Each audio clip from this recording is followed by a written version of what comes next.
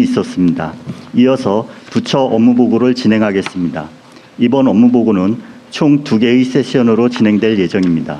첫 번째 세션은 기획재정부, 국세청, 관세청, 조달청의 업무보고와 토론으로 진행되며 두 번째 세션은 국가데이터처의 업무보고와 토론으로 진행됩니다. 먼저 구윤철 부총리 겸 기획재정부 장관께서 기획재정부와 세계청의 주요 업무를 일괄하여 보고드리겠습니다.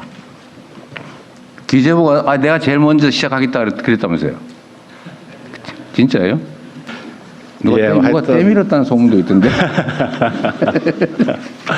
예, 대통령님, 업무 보고 드리겠습니다. 2026년을 한국경제 대도약의 원년으로 실현하기 위한 기획재정부, 국세청, 관세청, 조달청의 업무 보고를 드리겠습니다. 다음 쪽입니다.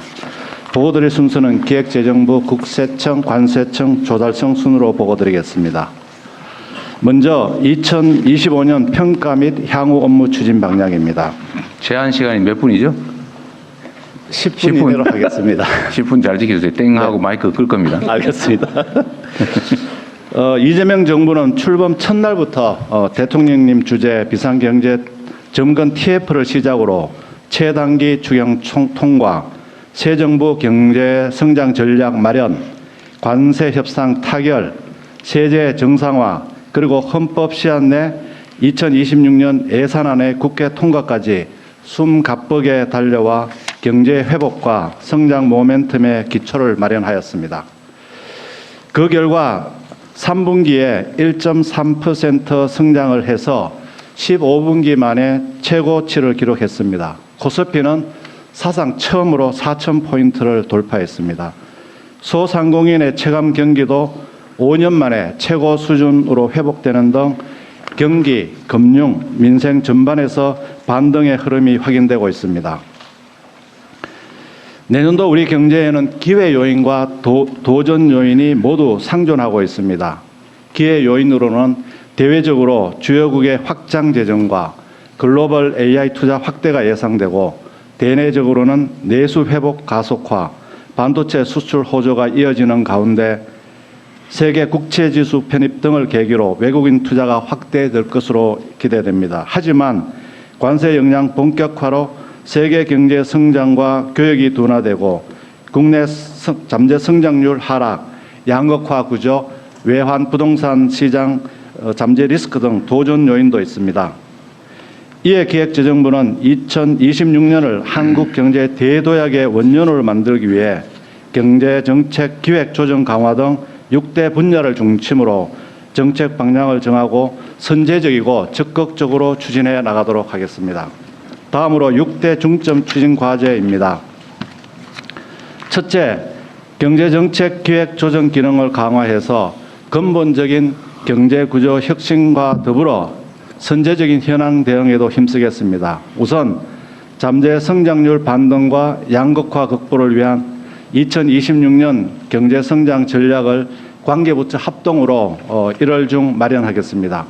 거시경제의 경우에는 적극적 재정정책과 소비투자, 수출 부문별 대책으로 1.8% 플러스 알파 성장을 뒷받침하고, 외환 및 부동산 시장은 상시 점검 체계를 통해 철저히 관리하겠습니다. 기재부와 각 부처 장관들이 함께 정책을 기획, 조정하는 협업 플랫폼을 강화하는 한편, 국책 연구기관 등과 함께 신산업, 일자리 혁신, 6대 구조개혁, 인력 양성 등 경제 안보 구조개혁 과제를 발굴해서 추진하도록 하겠습니다.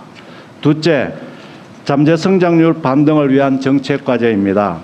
피지컬 AI를 중심으로 AI 대전환을 본격 추진하고, KGX 전략 수립, 그리고 차세대 전력 반도체, K푸드, K뷰티 등 초혁신 경제 프로젝트를 가시화하는 등 전략적 산업 정책을 추진하겠습니다.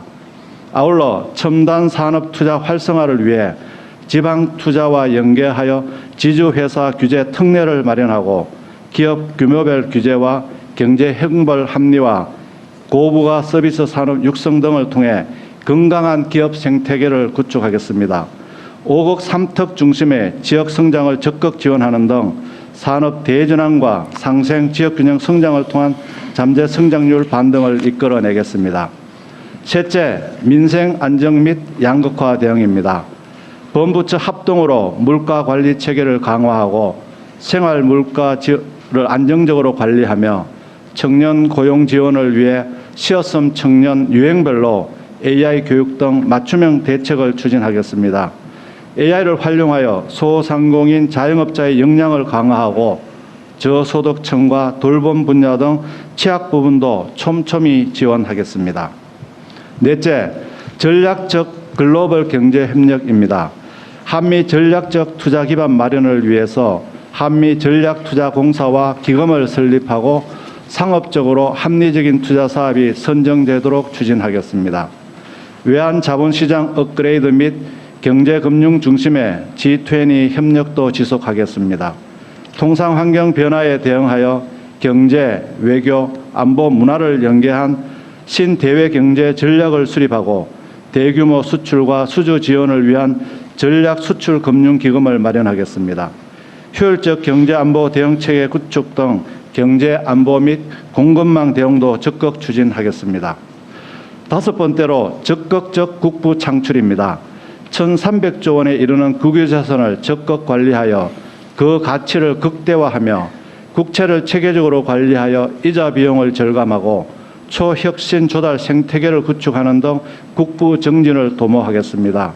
특히 한국형 국부 펀드 설립을 추진하여 국부를 체계적으로 축적하고 정식하여 미래 세대로 이전하겠습니다. 마지막으로 재정 세제 공공혁신입니다. 예산의 전략적 재원 배분을 강화하고 모든 예산 사업을 원점에서 재점검하여 과감한 지출 구조 조정을 하겠습니다.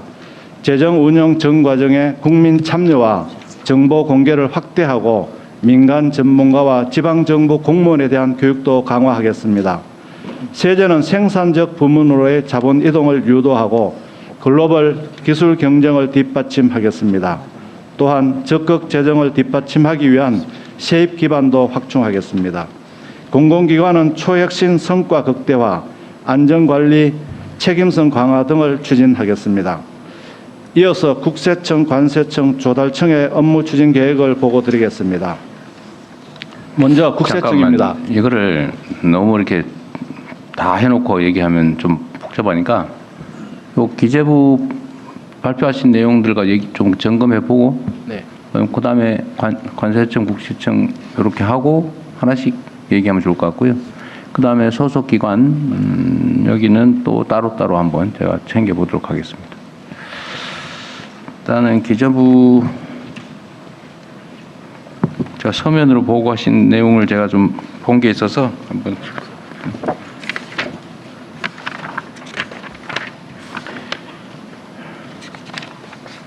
한번 다들 잘 준비를 하셔가지고 이 계획대로 진행하시면 좋아질 것 같습니다.